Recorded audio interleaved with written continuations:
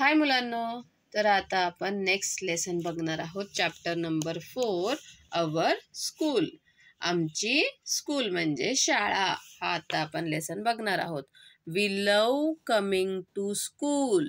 लव म्हणजे आवडणे, आपल्याला शाळेत जायला आवडते. It is an important place for us. ही आपल्यासाठी अतिशय महत्त्वाची जागा आहे. इम्पॉर्टंट म्हणजे महत्त्वाची, प्लेस म्हणजे जागा. We wear uniforms and go to school to study. आता तुम्ही रोज स्कूलला जाताना मग घरातलेच कपडे घालून जाता का? तर नाही, स्कूलला आपण युनिफॉर्म घालून जातो आणि शाळेमध्ये अभ्यास करतो. अभ्यास करण्यासाठी जातो आपण स्कूलला. We learn to read and right.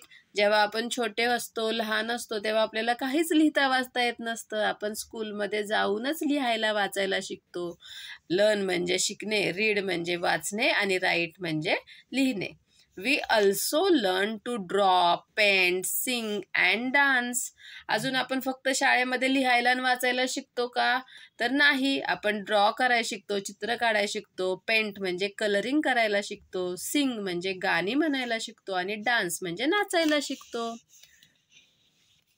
The school has many rooms. आता तुमच्या स्कूलमध्ये फक्त एकच रूम आहे का? नाही, खूप साऱ्या रूम्स असतात. We study in the classrooms. आणि आपण आपल्या वर्गामध्ये शिकतो. क्लासरूम म्हणजे वर्ग. We have many benches and desk. आता तुम्ही स्कूलमध्ये जेव्हा जाता तेव्हा खाली बसता का? नाही, तर तुम्ही बेंच आणि डेस्कवर बसता. हा बेंच आणि हे डेस्क. ठीक आहे. आणि कसे असतात ते वर्गामध्ये? खूप सारे असतात. There is a big black board behind the teacher's table. इथं टीचरांचा टेबल असतो, त्या टेबलच्या मागे मोठा ब्लॅकबोर्ड असतो. त्याच्यावरती टीचर लिहितात की नाही, तुम्हाला शिकवतात ना त्याच्यावर लिहून. We have charts on the walls.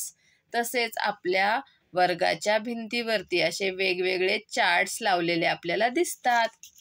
A dustbin, chalk sticks and dusters are also found in a classroom. तसेच क्लासरूममध्ये डस्टबिन असते. आपण जर काही कचरा केला तर त्या डस्टबिनमध्ये टाकायचा.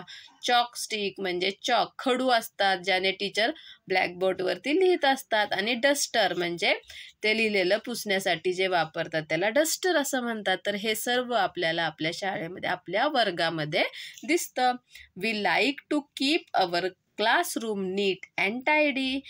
आपल्याला आपली क्लासरूम नीट आणि टायडी म्हणजे व्यवस्थित ठेवायला आवडते. हो ना? का बेंचेस इकडे तिकडे असे सरकलेले आहेत, वाकडे तिकडे, किंवा वर्गामध्ये खूप कागद पडलेले आहेत, असं आपल्याला आवडतं का? तर नाही आवडत. आपल्याला आपली क्लासरूम व्यवस्थित छान ठेवायलाच आवडते. The principal is the head of the school. तर आपल्या शाळेचा सर्वात मुख्य कोण असतं? तर ते असतं प्रिन्सिपल, म्हणजेच त्याला मुख्याध्यापक असंही म्हटलं जातं.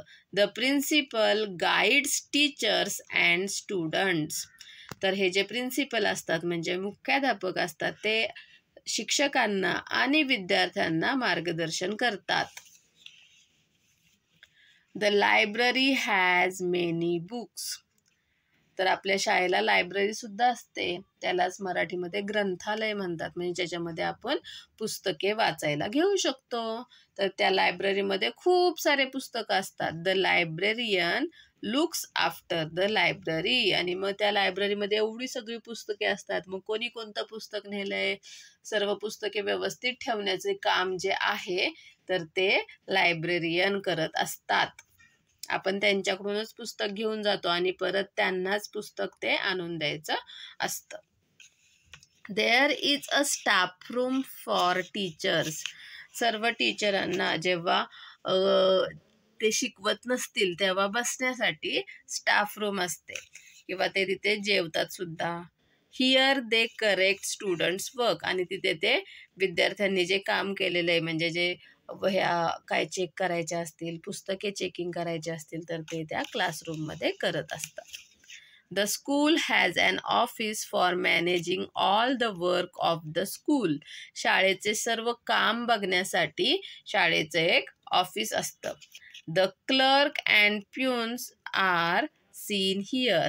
आणि या ऑफिसमध्ये आपण क्लर्क आणि शिपाई काका बघतो. The peon rings the school bell. आणि शाळेची जी घंटा आहे ते वाजवण्याचं काम शिपाई काकांकडे असतं. There is also a canteen where we have our meals and snacks. तर शाळेमध्ये एखादं कॅन्टीन सुद्धा असतं जिथे आपल्याला आपलं जेवण किंवा नाश्ता मिळू शकतो. The watchman keeps guard at the school gate. जे वॉचमॅन असतात ते शाळेच्या गेटवरती बसून आपल्या शाळेचं रक्षण करत असतात. The driver drives the school bus. शाळेच्या बससाठी ड्रायव्हर काका असतात. The sweeper keeps the school clean. आपल्या शाळेमध्ये साफसफाई करण्यासाठी मावशी किंवा काका असतात, त्यांना स्वीपर असे म्हणतात. ते आपली शाळा स्वच्छ ठेवण्याचं काम करतात. There is a playground where we play games and have lots of fun. आपल्या शाळेमध्ये प्लेग्राऊंड सुद्धा असतं. शाळेसमोर मैदान असतं की नाही, जिथे आपण खूप साऱ्या गेम्स खेळतो आणि आपल्याला खूप मज्जा येते. हो ना, ह्या सर्व गोष्टी असतात ना आपल्या स्कूलमध्ये.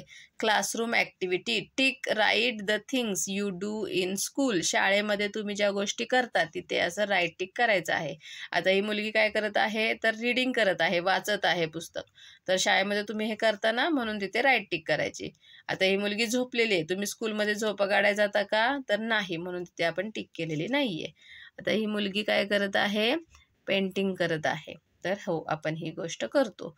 आता हा मुलगा इथे हे धुवत आहे. स्कूलमध्ये जाऊन आपण असं कपडे धुतो का, नाही, म्हणून इथे टिक नाही केलेली. आता हे टिफिन खात आहेत दोघं एकमेकांना शेअर करून. तर हो, आपण हे स्कूलमध्ये करतो. रिमेंबर, नेहमी लक्षात ठेवा. First, we go to school to study. आपण शाळेमध्ये अभ्यास करण्यासाठी जातो. Second, the school has many rooms. शाळेला खूप खोल्या असतात.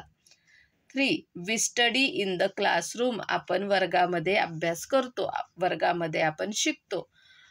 4. We learn various things in the school. आपण शाळेमध्ये खूप वेगवेगळ्या गोष्टी, व्हेरियस म्हणजे वेगवेगळ्या गोष्टी शिकतो. 5. We play games and have lots of fun. आपण खेळ खेळतो आणि आपल्याला खूप मज्जा येते. समजलं का? तर अशा प्रकारे हे आपली शाळा असते. Bye bye. Thank you.